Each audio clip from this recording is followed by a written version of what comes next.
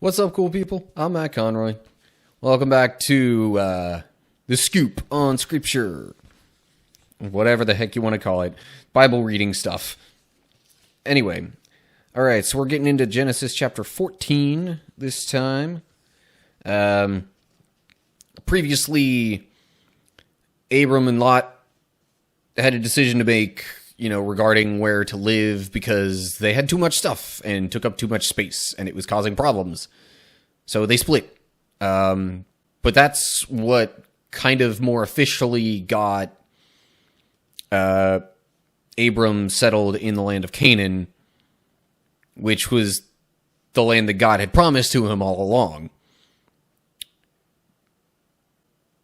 But as it stands, Lot chose a different area to live within the Jordan Valley, and we're about to get some more info on how that turned out for Lot. So, chapter 14, verse 1. About this time, war broke out in the region.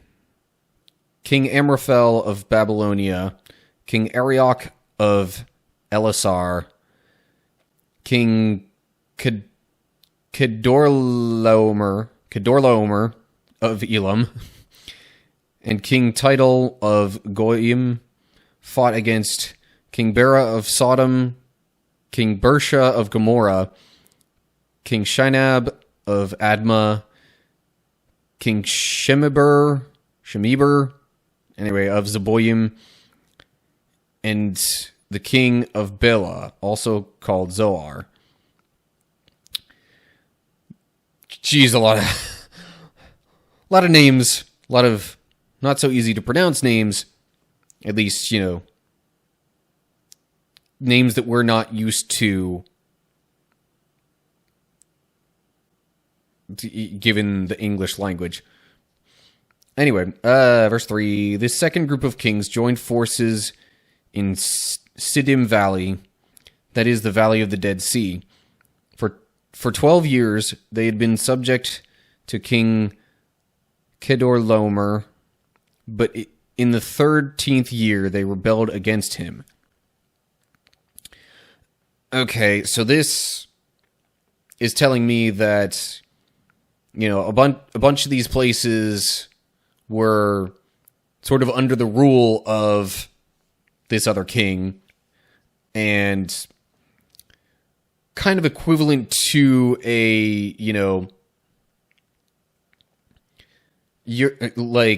back when a lot of the European colonies were kind of like rebelling and trying to fight for their freedom. It seems kind of sort of to be what's going on here. It doesn't say specifically the motivation for it, whether it was they were searching, whether they wanted to be free or they just didn't like the king. Either way, these kings of these other areas were rebelling, but the king that was ruling over them also had some allies. So anyway, big major conflict, war. Yeah. Verse 5. 1 year later, Kedorlaomer and his allies arrived and defeated the Rephaites at Ashtaroth Karnaim, the Zuzites at Ham, the Emites at Shaveh Kiriathaim, and the Horites at Mount Seir, as far as El Paran at the edge of the wilderness. Then they turned back and came to En Mishpat, now called Kadesh, and conquered all the territory of the Amalekites and also the Amorites living in Hazazon Tamar. Okay, so some of these places and names seemed familiar, like especially when it says they defeated the Zuzites at Ham. I mean, Ham was a very familiar name, one of the sons of Noah. So some of these people groups were, or at least the cities and whatnot, were seemingly some of the ones that were named after descendants of Noah's. Even like just grandsons of Noah's in some cases, or even sons of his, which is, again, kind of part of the reason why we got that genealogy-ish thing before, because it was going through a bunch of these names, and it's...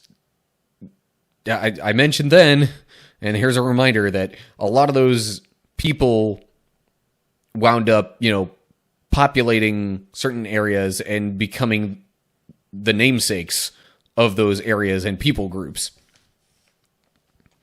So anyway, so after all these defeats, verse 8, then the rebel kings of Sodom, Gomorrah, Admah, Zeboim, and Bela, also called Zoar, prepared for battle in the valley of the Dead Sea. They fought against King Kedor... man. That name comes up way too much. Anyway, they fought against King Kedorlaomer of Elam, King Tidal of Goyim, King Amraphel of Babylonia, and King Arioch of Elasar. 4 kings against 5. As it happened, the valley of the Dead Sea was filled with tar pits, and as the army of the kings of Sodom and Gomorrah fled, some fell into the tar pits, while the rest escaped into the mountains. The victorious invaders then plundered Sodom and Gomorrah and headed for home, taking with them all the spoils of war and the food supplies. They also captured Lot, Abram's nephew who lived in Sodom, and carried off everything he owned. So this is where the importance of his choice also came into play. So I'm real quick trying to take a look at these kind of asterisk note things. So the Dead Sea has a mark next to it saying that in Hebrew is probably called the Salt Sea. But verse 8, where it mentions it again, probably just because of the location of where they were preparing for battle, was in Siddim Valley, even though that was already mentioned in verse 3. But anyway, so yeah, there's another defeat for these kings of Sodom, Gomorrah, and those places.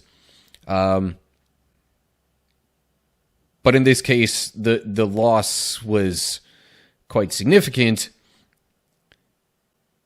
and Lot himself got captured, which is why this is even being mentioned in the first place. So, verse 13. But one of Lot's men escaped and reported everything to Abram the Hebrew, who was living near the oak grove belonging to Mamre the Amorite. Mamre and his relatives, Eshcol and Aner, were Abram's allies. Sorry, Eshcol and whatever. Anyway. So, I mean, that's pretty clear. It's just somebody who was connected with Lot escaped and reported to Abram. Abram has his own belongings along with some allies. Wonder how allies are going to come into play here. Verse 14. When Abram heard that his nephew Lot had been captured, he mobilized the 318 trained men who had been born into his household. Then he pursued Kedorlaomer's army until he caught up with them at Dan. There he divided his men and attacked during the night. Kedorlaomer's army fled, but Abram chased them as far as Hobah, north of Damascus. Abram recovered all the goods that had been taken, and he brought back his nephew Lot with his possessions and all the women and other captives. So, Abram was, in a sense, able to do what those kings could not, although this only mentions the one king, not the combination of the four that the other kings were fighting against, so maybe that had something to do with it. But in any case, Abram and his oddly specific 318 trained men went and basically rescued Lot and got all of his stuff back. So, anyway, after this, verse 17. After Abram returned from his victory over Kedorlaomer and all his allies. Oh, so the allies were involved. Anyway, the king of Sodom went out to meet him in the valley of Shava, I don't know. That is the king's valley. And Melchizedek, the king of Salem and a priest of God Most High, brought Abram some bread and wine. Melchizedek blessed Abram with this blessing. Blessed be Abram by God Most High, creator of heaven and earth. And blessed be God Most High, who has defeated your enemies for you.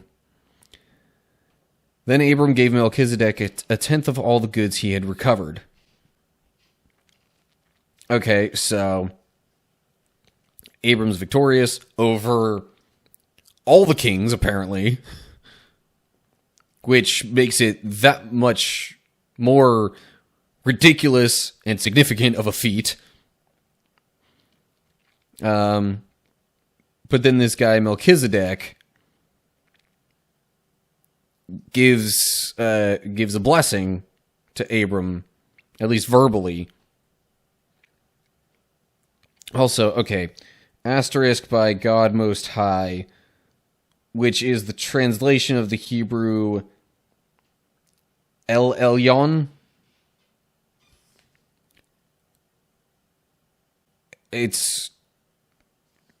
We could basically assume that this is the same God that has, made promises with Abram and all that.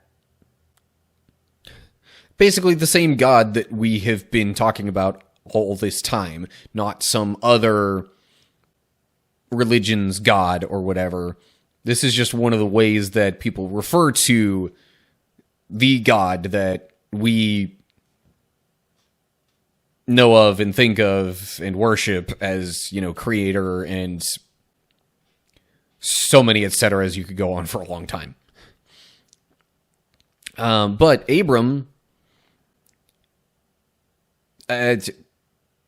decides to turn the blessing around back to Melchizedek in a positive way, giving Melchizedek a tenth of everything he had recovered. So, when it says all the goods he recovered, doesn't that then refer to Lot's stuff? I mean, whatever. Point is, a tenth of the stuff was given. Whoever's stuff that was, Abram at least had some say over what happened to it. Okay, so, anyway, verse 21. The king of Sodom said to Abram, "Give back my people who were captured, but you may keep for yourself all the goods you have recovered." Abram replied to the king of Sodom, "I solemnly swear to the Lord God Most High, creator of heaven and earth, that I will not take so much as a single thread or sandal thong from what belongs to you. Otherwise, you might say, I am the one who made Abram rich. I will accept only what my young warriors have already eaten, and I request that you give a fair share of the goods to my allies, Aner, Eshcol, and Mamre." So, Abram knows that, God has promised good things to him, and he doesn't want that idea to come into question later on, I think. So, as Melchizedek is trying to say, no, you keep this stuff you recovered. Give me my people back, please. But you keep all the stuff, all the goods, the items that you've recovered. But Abram's like, no. I have enough. Plus, I have a promise from God that I will have plenty. I already have plenty. So you Melchizedek, you can keep the goods, but give a little something to these guys over here that helped me out. So, yeah. Long story short, there was war. Lot got captured. Abram rescued Lot. Melchizedek wants to bless Abram, but Abram's like, I'm good. You take your own stuff back. But, give a little bit to my friends and allies over here for helping me out.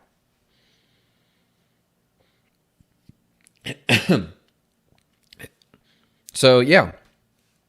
That's pretty much what's going on in this chapter. The fact that this was the king of Sodom may be a significant factor later on.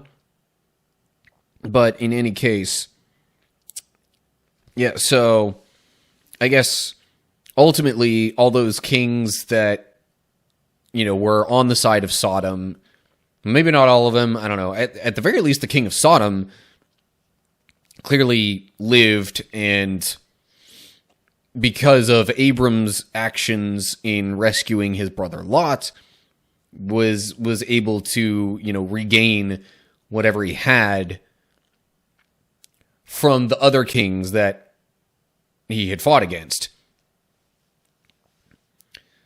So, anyway, that is it for this chapter. Next chapter seems like it'll be a bit less action going on, but, still significant no less. I'm not going to say any chapter of the Bible is insignificant, because that would just be blatantly false. So anyway, yeah. That's it for this time. As always, like and share if you enjoyed the video and want others to see it. Subscribe and click the bell to get updates when I post new stuff to YouTube. Look down in the description for info on other social media pages and how to find and follow those. And of course, leave comments down below all that with any thoughts that you have. Ideas for videos, comments on this, whatever. Let me know down below. So that's it. Hope you're all doing well. Hopefully I'll see you for the next one. But until then, stay cool, people.